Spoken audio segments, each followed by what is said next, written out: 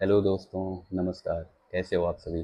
मैं हूं आपका दोस्त डॉक्टर संदीप यादव। आप सभी मुझे जानते हैं मेरे इंस्टाग्राम पेज मेडिबस के नाम से।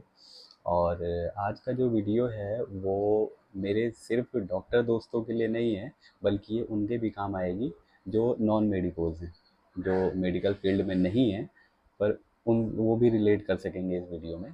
तो आज हम एक ऐसे टॉपिक के बारे में जानेंगे जिसका नाम है एमटीपी एक्ट। हम जानेंगे मेडिकल टर्मिनेशन ऑफ प्रेगनेंसी कैसे होता है, क्या होता है, क्या क्या रूल्स हैं, क्या क्या रेगुलेशंस हैं, कितने हफ्ते तक कर सकते हैं, कौन कर सकता है, कैसे करते हैं। हम आज इन चीज़ों के बारे में जानेंगे। दोस्तों, एमटीपी करने की ज़रूरत हमें कहाँ कहाँ पे पड़ती है। इन सम केसेस मदर इज सिक, माँ बीमार है। इन सम केसेस फीटस इज सिक, बच्चा बीमार है जो कि पेट में है। इन सम केसेस कॉन्ट्रासेप्शन फेलियर हुआ है। और कुछ केसेस ऐसे भी हैं जो ह्यूमैनिटेरियन कॉजेज़ भी होते हैं, जैसे कि किसी का रेप हुआ है और उसका प्रेगनेंसी टेस्ट पॉजिटिव आ गया है। ऐसे केसेस में भी हम एमटीपी करते हैं और इसमें इवन काफ़ी लेट तक भी कर सकते हैं। तो इन सब चीज़ों के बारे में आज हम डिटेल में जानेंगे। दोस्तों, इंडिया के एमटीपी एक्ट में सन 2021 में 3 साल पहले कुछ अमेंडमेंट भी किए गए थे। और वो क्या थे वो हम अभी जानेंगे। जैसे कि अगर कॉन्ट्रासेप्शन फेलियर का केस है, कोई कपल है कॉन्ट्रासेप्शन फेलियर के चलते अगर वो लड़की प्रेग्नेंट है, तो हम 20 हफ्ते तक टिल 20th वीक हम एमटीपी कर सकते हैं। और सिर्फ मदर का कंसेंट चाहिए होता है, हस्बैंड का कंसेंट हमें नहीं चाहिए होता है। ये बहुत इंपॉर्टेंट बात है, ये आपके जानने लायक बात है कि हमें हस्बैंड का कंसेंट नहीं चाहिए होता है। हमें लड़की या फिर वो मदर का कंसेंट ही चाहिए होता है। और इन केस अगर वो लड़की मैरिड नहीं है तो उसको 18 प्लस होना इम्पॉर्टेंट है। अगर लड़की 18 प्लस है तो वो अपना कंसेंट देने के लिए पूरी तरह से एलिजिबल है, हमें किसी और के कंसेंट की ज़रूरत नहीं है। अब हम बात करेंगे दोस्तों कुछ और केसेस की। जैसे कुछ केस में होता है कि मदर इज सिक, माँ बीमार है। कुछ केसेस में होता है कि फीटस इज सिक, जो बच्चा पेट में है वो बीमार है, एनएनसी फैली है उसको, जिसको फिर जन्म देने का कोई औचित्य नहीं है, तो हम उसका एमटीपी करते हैं, है ना। फिर और इन केसेस में हम कितने हफ्ते तक एमटीपी कर सकते हैं। इन केसेस में हम एक्चुअली जो हमारा लेटेस्ट अमेंडमेंट एक्ट जो है उसके तहत हम 24वें हफ्ते तक 24th वीक तक हम एमटीपी कर सकते हैं, है ना। और इसके लिए हमें 2 डॉक्टर्स की परमिशन चाहिए होती है। सिर्फ एक डॉक्टर की परमिशन से नहीं कर सकते, हमें 2 डॉक्टर की परमिशन चाहिए होती है। अब हम बात करेंगे कुछ ऐसे केसेस की जिसमें हम बियॉन्ड 24th वीक भी एमटीपी करते हैं। 24वें हफ्ते के बाद भी एमटीपी कर सकते हैं। बहुत कोई ग्रॉस एनॉमलीज है, ऐसे केसेस में हम 24वें हफ्ते के बाद भी एमटीपी कर सकते हैं। पर हमें ना एक डॉक्टर ना 2 डॉक्टर, हम ऐसे नहीं कर सकते हैं। हमें प्रॉपर मेडिकल बोर्ड की परमिशन चाहिए होती है, जिसमें एक गायनेकोलॉजिस्ट, एक पीडियाट्रिशियन, सोनोलॉजिस्ट और इसके साथ ही मेडिकल बोर्ड का कोई नॉमिनेटेड मेंबर भी होना चाहिए।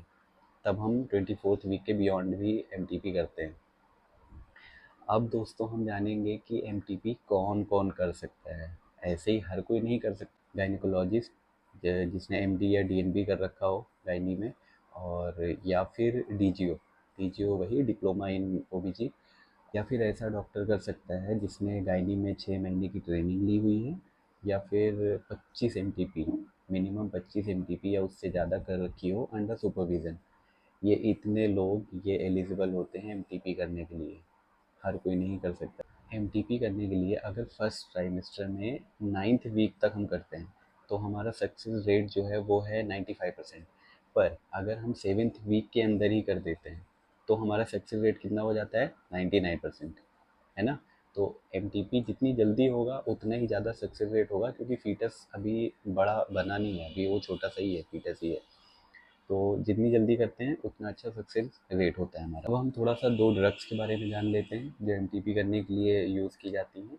सबसे पहली वाली कौन सी है, मीफेप्रिस्टोन, जो कि फीटस को किल करती है। और ये कैसे दी जाती है, ओरली दी जाती है, ठीक है। 24 घंटे के बाद हम दूसरी ड्रग जो देते हैं वो है मीसोप्रोस्टॉल, और ये हम देते हैं वेजाइनली। ये क्या करती है, फीटस को एक्सपेल करती है, ये बाहर फेंकती है फीटस को, है ना। मीफेप्रिस्टोन ने फीटस को किल किया, मीथोप्रोस्टॉल ने क्या किया, फीटस को एक्सपेल किया बाहर की तरफ, ठीक है। ये हम करते हैं फर्स्ट ट्राइमेस्टर में। ये बेस्ट रिजल्ट इसका होता है 7वें 8वें हफ्ते तक। उसके बाद में हम अवॉइड करते हैं, उसके बाद में हम ये ड्रग से एमटीपी नहीं करते हैं। तो हमने कौन कौन सी ड्रग दी, हमने दिया मीफेप्रिस्टोन, ये 100 से 200 mg देते हैं, 200 mg ही देते हैं मोस्टली, और ये हम देते हैं ओरली, ठीक है। दूसरी ड्रग जो हमने दी थी वो है मीज़ोप्रोस्टॉल। मीज़ोप्रोस्टॉल हमने कितना दिया, 800 माइक्रोग्राम, और ये हम किस तरह से देते हैं, 4 टैबलेट्स में देते हैं, 200 माइक्रोग्राम की 4 टैबलेट्स, ये हम 24 घंटे के बाद देते हैं, ठीक है। इसके साथ साथ हम अप टू 12 वीक्स, 12 हफ्ते तक, या फिर फर्स्ट ट्राइमेस्टर के ख़त्म होने तक हम डायलिसन एंड क्यूरेटास भी कर सकते हैं। ये हमारा दूसरा ऑप्शन है, हम ये भी कर सकते हैं। इन केस अगर हमें लगता है कि ड्रग से नहीं काम चलेगा तो हम डायलिसन एंड क्यूरेटास भी कर सकते हैं। एक बात सबसे इम्पॉर्टेंट जो ध्यान में रखने वाली है वो ये है कि कोई भी एमटीपी करने के पहले, कभी भी मेडिकल अबॉर्शन करने के पहले आपको अल्ट्रासाउंड करना बहुत ज़रूरी है। क्यों? हमें एक्टोपिक प्रेगनेंसी रूल आउट करना बहुत ज़रूरी है। तो दोस्तों, इस तरह से हमारा ये टॉपिक कंप्लीट होता है, MTP, medical termination of pregnancy. और इसमें वैसे तो कुछ छूटा नहीं है, इन केस कुछ छूटेगा तो मैं कमेंट में पिन कर दूंगा। इसके अलावा कुछ और जो धाराएं हैं जो हम अक्सर फॉरेंसिक मेडिसिन में पढ़ते हैं, जो एमटीपी में कुछ गड़बड़ी हो जाती है या कौन कौन से केसेस बनते हैं, वो सब चीज़ें मैं अगले टॉपिक में कवर करूँगा। अगर आपने ये वीडियो एंजॉय किया है तो लाइक एंड सब्सक्राइब करना मत भूलना। हम ऐसे ही छोटे छोटे टॉपिक्स पे मिलते रहेंगे, एक वीडियो में एक टॉपिक कवर करेंगे, और इस तरह मस्ती में हम पढ़ते और सीखते रहेंगे। Thank you so much for watching.